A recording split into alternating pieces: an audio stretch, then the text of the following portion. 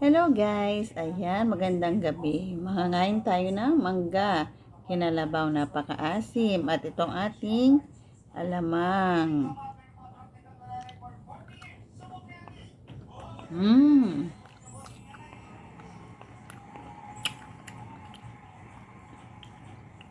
Kahit malilaw na, maasim pa din ang kinalabaw.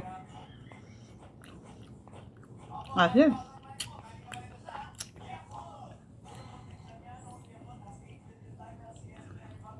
Mmm.